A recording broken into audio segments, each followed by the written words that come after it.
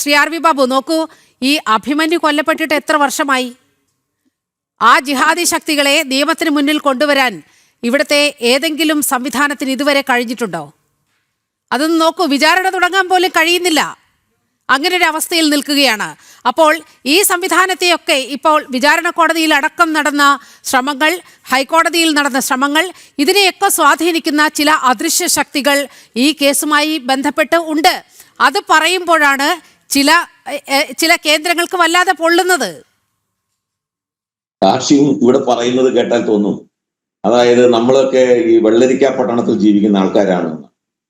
എന്താണ് ഈ ഭാഷ്യം പറയുന്നത് എനിക്ക് മനസ്സിലാവുന്നില്ല.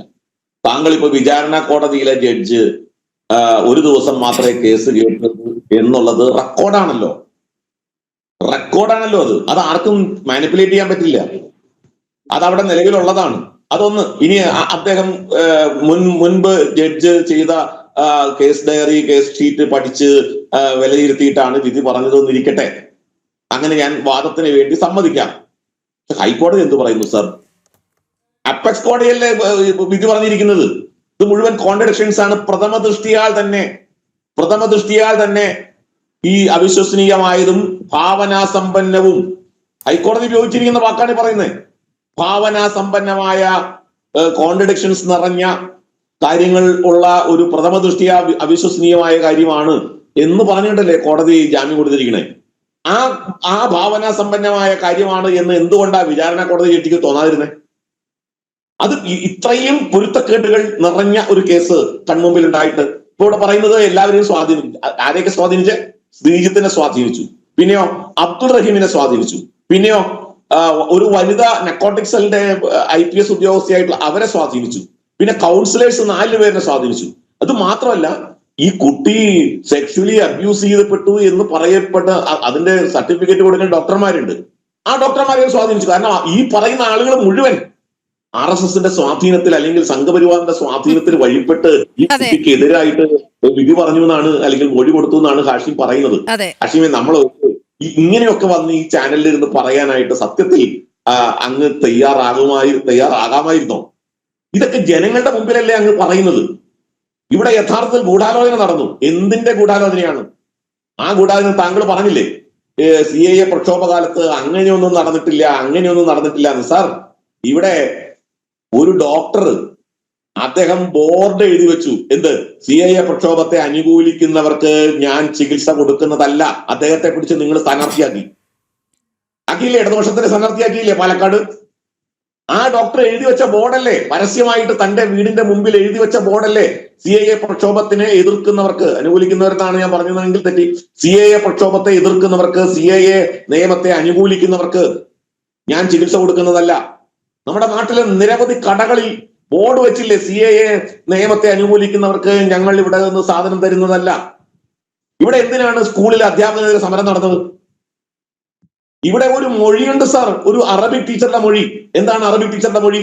ആ അറബിക് ടീച്ചർ ഈ സ്കൂളുമായി ബന്ധപ്പെട്ട് കുട്ടികളുടെ സമ്പർക്കത്തിന് വീടുകളിൽ ചെന്നപ്പോ ആ വീട്ടിലെ പാരന്റ് ടീച്ചറോട് പറഞ്ഞു, നമുക്ക് ഏത് വിധേനയിലും ഈ അധ്യാപകനെ കുടുക്കിക്കൂടെ എന്ന് ചോദിച്ചു എന്നാണ്. ആരാണ് ആ ബന്ധു എന്നറിയാമോ ഹാഷിമിന്? ആ ബന്ധുവാണ് ഈ കുട്ടിയുടെ അമ്മാവൻ എന്ന് പറഞ്ഞ് ഇപ്പൊ രംഗത്ത് ഈ കുട്ടിയുടെ കേസുമായിട്ട് നടക്കുന്ന അമ്മാവൻ. ആ അമ്മാവനാണ് ചോദിക്കുന്നത്. ഇത് അറബിക് ടീച്ചറുടെ മൊഴിയായിട്ട് രേഖപ്പെടുത്തപ്പെട്ടതാണ്, കോടതിയിൽ രേഖപ്പെടുത്തപ്പെട്ട മൊഴിയാണ് ഞാൻ ഈ പറയുന്നത്.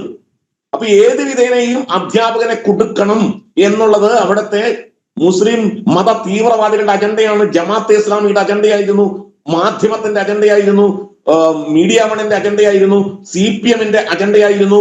ഈ പറയുന്ന പോലെ സർവോപരി ഏഷ്യാനെറ്റിലെ ആ റിപ്പോർട്ടർ അയാളൊരു മത തീവ്രവാദിയാണ് എന്ന് വേണം മനസ്സിലാക്കാൻ. ഇവിടെ ആരാണ് ഹാഷിം വേട്ടയാടപ്പെടുന്നത്? മുസ്ലിങ്ങളാണോ കേരളത്തിൽ വേട്ടയാടപ്പെടുന്നത്? ആണോ? ഏതെങ്കിലും കേസിൽ മുസ്ലിം സമുദായത്തിൽപ്പെട്ടവരെ തെറ്റായിട്ട്, ഫാൾസ് ആയിട്ട്, ഫാബ്രിക്കേറ്റ് ആയിട്ട് കേസ് അറസ്റ്റ് ചെയ്യപ്പെട്ടിട്ടുണ്ടോ കേരളത്തിൽ? ഇല്ലല്ലോ. ഇവിടെ അറസ്റ്റ് ചെയ്യപ്പെട്ടിട്ടുണ്ട് RSSകാർ, സംഘപരിവാറുകാർ. അറസ്റ്റ് ചെയ്യപ്പെട്ടത് ഫാൾസ് ആയിട്ടുള്ള, ഫാബ്രിക്കേറ്റഡ് ആയിട്ടുള്ള കേസിൽ അറസ്റ്റ് ചെയ്യപ്പെട്ടവരാ നിരവധി പേര്. രാഷ്ട്രീയ വൈരാഗ്യം കൊണ്ട് അവരെ ഇല്ലാതാക്കാൻ ശ്രമിച്ച നിരവധി കേസുകൾ ഞാൻ എണ്ണി പറയാം. അവരെയൊക്കെ കോടതിക്ക് വെറുതെ വിടേണ്ടി വന്നിട്ടുണ്ട്.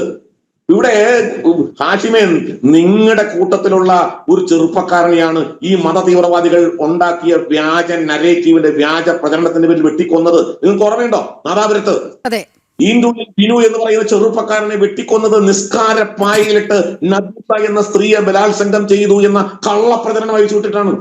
അതിന്റെ പേരിൽ മത തീവ്രവാദികൾ വികാരമിളക്കി വിട്ട് അവരാണ് ബിനു എന്ന ചെറുപ്പക്കാരന് ഡിവൈഎഫ്ഐക്കാരനെ വെട്ടിക്കൊന്നത്. നിങ്ങൾക്ക് ഓർമ്മയില്ലേ? നിങ്ങൾക്ക് ഓർമ്മയില്ല ഇത്തരത്തിലുള്ള വ്യാജ പ്രചരണങ്ങൾ ഈ മത തീവ്രവാദികൾ കേരളത്തിലെമ്പാടും ഏതൊക്കെ തരത്തിലാണ് പടച്ചുവിട്ടിട്ടുള്ളത്? ഒരു അധ്യാപകന്റെ കൈവെട്ടിയത് എന്ന് പറഞ്ഞിട്ടായിരുന്നു. പ്രവാചകനെ അപമാനിച്ചു എന്ന് പറഞ്ഞ് പ്രചരിപ്പിച്ച് മതവികാരം കുത്തിയിളക്കിയിട്ടാണ് ഒരു അധ്യാപകന്റെ കൈവെട്ടിക്കളഞ്ഞത് കേരളത്തിൽ. ഇതെല്ലാം കേരളത്തിൽ നടന്ന സംഭവങ്ങളാ. അപ്പൊ അതുകൊണ്ട് ഇതെല്ലാം കണ്ണടച്ച് ഇരുട്ടാക്കിയിട്ട് ഈ കാര്യങ്ങളൊക്കെ ആ 10 വയസ്സുകാരി പെൺകുട്ടിയുടെ കൊടുക്കേണ്ട ഡിസ്കൗണ്ട് കൊടുക്കേണ്ടതാണ്. അവർക്ക് എന്താണ് 10 വയസ്സുകാരിക്ക് നീതി കിട്ടാൻ ഒരു നിരപരാധിയെ ജയിലിലടക്കണോ മാഷേ? ഒരു നിരപരാധിയെ ജയിലിലടച്ചിട്ട് 10 വയസ്സുകാരിക്ക് നീതി കൊടുക്കണോ? യഥാർത്ഥത്തിൽ ആ 10 വയസ്സുകാരിക്ക് നീതി കൊടുക്കണം എന്നുണ്ടെങ്കിൽ ഈ കുട്ടിയെ ഇതിന് കരുവാക്കിയ ആളുകൾ മുഴുവൻ ജയിലിലടക്കപ്പെടണം. ആരൊക്കെ? ഏഷ്യാനെറ്റിന്റെ റിപ്പോർട്ടർ ജയിലിലടക്കപ്പെടണം. ആരൊക്കെ? ഈ പറയുന്ന സമരപ്പന്തലിൽ സമരം നേതൃത്വം കൊടുത്ത തീവ്രവാദികൾ, ജമാഅത്തെ ഇസ്ലാമിയുടെ നേതാക്കന്മാർ, മാധ്യമത്തിന്റെ നേതാക്കന്മാർ, മീഡിയ വണ്ണിന്റെ റിപ്പോർട്ടർമാർ, അല്ലെങ്കിൽ ചാനലിൽ അടുപ്പ് കൂട്ടി ചർച്ച ചെയ്യുന്നവര്, അവരൊക്കെ ജയിലിലടക്കണം. കാരണം ആ കുട്ടിയെ കരുവാക്കിക്കൊണ്ട്, ഒരു കൊച്ചുകുട്ടിയെ കരുവാക്കിക്കൊണ്ട് രാഷ്ട്രീയ വിരോധം തീർക്കാൻ, ഒരു നിരപരാധിയെ ജയിലിലടക്കാൻ നടത്തിയ ഒരു കൊടും ഗൂഢാലോചന, ഒരു ഭീകരതയാണ് കേരളം കണ്ടത്. ഈ പാലക്കാട് കേസ് എന്ന് പറഞ്ഞാൽ അങ്ങനെ വരുമ്പോൾ ആ പെൺകുട്ടിയെയാണ് ഈ പറയുന്ന ആളുകളൊക്കെ ഇരയാക്കിയിട്ടുള്ളത്.